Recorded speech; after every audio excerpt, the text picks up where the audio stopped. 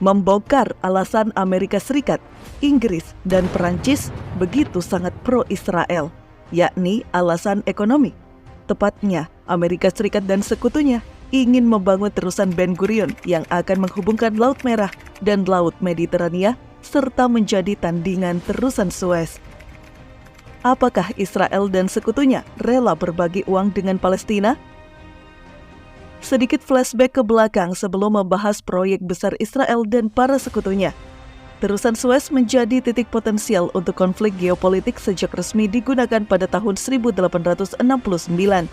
Membutuhkan waktu sekitar 10 tahun dengan 1,5 juta pekerja untuk menyelesaikan proyek tersebut.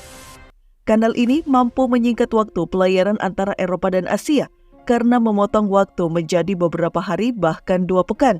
Terusan Suez merupakan jalur pelayaran yang sangat sibuk karena per tahunnya sekitar 12% kapal perdagangan dunia melewati kanal ini dengan 3,3 juta ton kargo setiap harinya.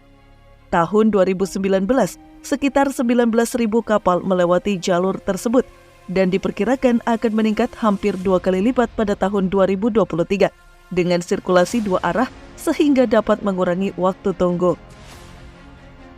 Kapal sepanjang 400 meter dan berbobot 200.000 ton kandas. Kanal buatan Jepang dan berbendera Panama ini melakukan perjalanan dari Cina menuju Belanda. Kapal Evergreen itu kandas akibat angin kencang dan badai pasir yang mempengaruhi jarak penglihatan.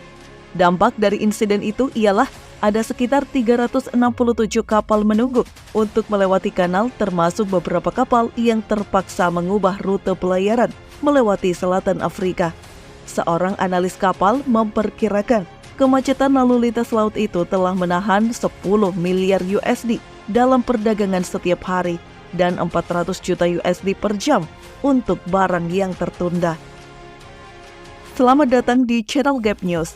Namun sebelum lanjut, untuk mendukung kami agar terus berkembang, tekan tombol subscribe dan loncengnya untuk mendapatkan info dan hal menarik yang ada di dunia ini.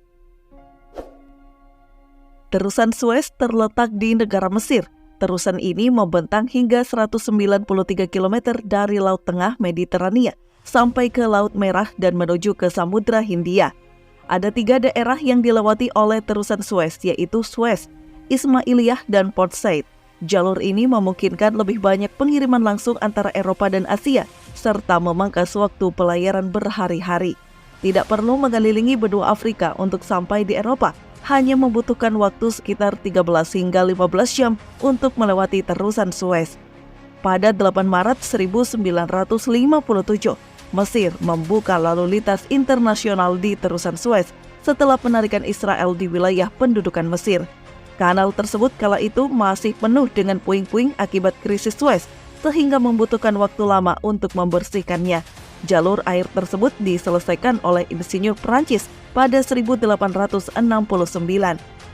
Selama 88 tahun berikutnya, terusan Suez tetap berada di bawah kendali Inggris dan Perancis sebagian besarnya, sedangkan Eropa bergantung padanya sebagai rute pengiriman minyak yang murah dari Timur Tengah.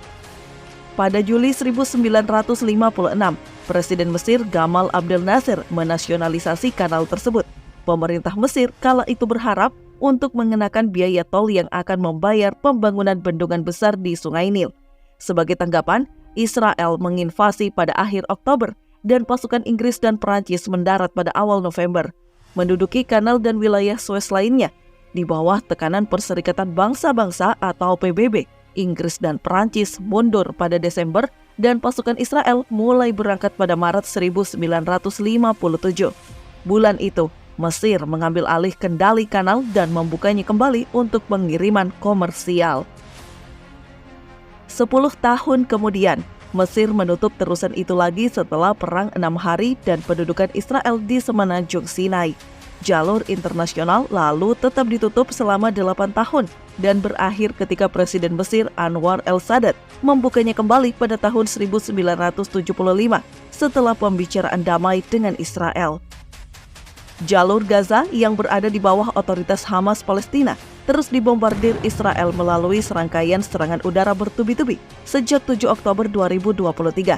IDF, sebutan untuk Tentara Nasional Israel, bahkan sudah merangsek masuk ke jantung Gaza melalui invasi militer darat. Sementara sebagian besar warga Palestina di Gaza, Tengah dan Utara terpaksa mengungsi ke selatan dekat dengan perbatasan Sinai, Mesir. Pemerintah Israel menegaskan tujuan utama serangan darat ke Gaza adalah mengambil alih kendali keamanan di Gaza.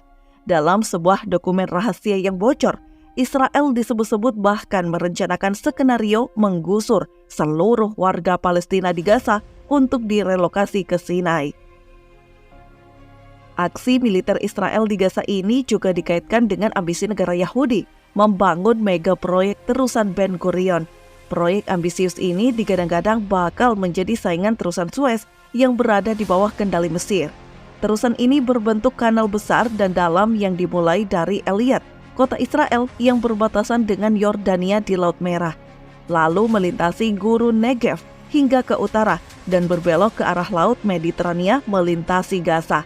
Selain menjadi tandingan terusan Suez, terusan Ben Gurion dibangun guna mengembangkan kota-kota kecil, hotel, restoran, dan klub malam di sekitar jalur yang dilintasinya.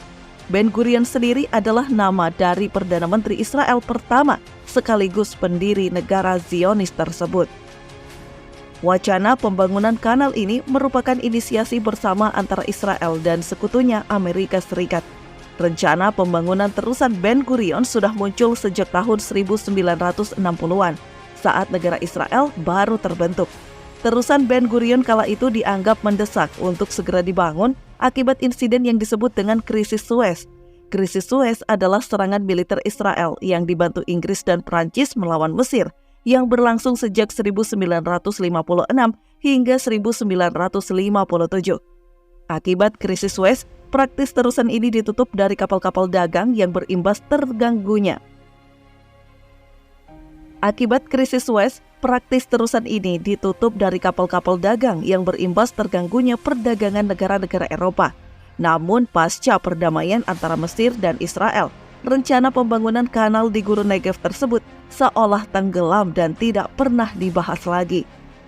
Proyek tandingan yang akan dinamai terusan Ben Gurion ini tentu saja juga akan menghubungkan Laut Merah dan Mediterania sebagaimana terusan Suez. Bedanya, terusan Ben Gurion diperkirakan akan memiliki pintu masuk di Teluk Aqaba, Laut Merah. Terusan ini rencananya akan bermula di Eilat, kota pelabuhan yang berlokasi di perbatasan antara Israel dan Yordania, dan berakhir di jalur Gaza, sebelum pada akhirnya menuju Laut Mediterania. Meski baru terdengar di tahun 1990-an lalu, proyek terusan Ben Gurion ini diketahui sudah direncanakan oleh Amerika Serikat sejak tahun 1960-an. Amerika Serikat telah merencanakan penggunaan 520 bom nuklir untuk membangun jalur tersebut. Namun entah bagaimana rencana ini memang baru dibuka di publik tahun 1990-an. Memo tentang rencana ini diketahui berasal dari Laboratorium Nasional Lawrence Livermore yang didukung penuh oleh Departemen Energi Amerika Serikat. Karena penggalian konvensional dinilai terlalu memakan banyak biaya, bahan peledak nuklir dipilih untuk proyek ini. Dalam memo tersebut juga diketahui bahwa terusan Ben Gurion akan dibuat sepanjang 160 mil melintasi Israel, lebih panjang dibandingkan terusan Suez, yang tentunya akan memberinya lebih banyak keuntungan. Pejabat PBB juga diketahui sudah mulai meninjau pembangunan terusan baru di perbatasan Mesir-Israel tersebut. Dengan bantuan OFP Lariol, PBB telah memperkirakan bahwa terusan Ben Gurion bisa dikeruk dalam jangka waktu 5 tahun. Seorang pejabat dari Inggris juga telah menyatakan kesiapan negaranya untuk turut andil dalam proyek tersebut. Namun jalur terusan Ben Gurion kemungkinan besar akan melintasi wilayah milik Gaza. Maka, jika proyek tersebut benar direalisasikan, pihak Israel dan negara barat lainnya harus membagikan keuntungan juga untuk wilayah jalur Gaza, termasuk Palestina. Apakah Israel dan sekutunya rela berbagi uang dengan Palestina? Nah, hal inilah yang diduga menjadi cikal bakal konflik di Gaza. Selain isu politik, kemungkinan kepentingan ekonomi pun menjadi dasar Israel ngotot merebut wilayah Gaza untuk membangun terusan ini.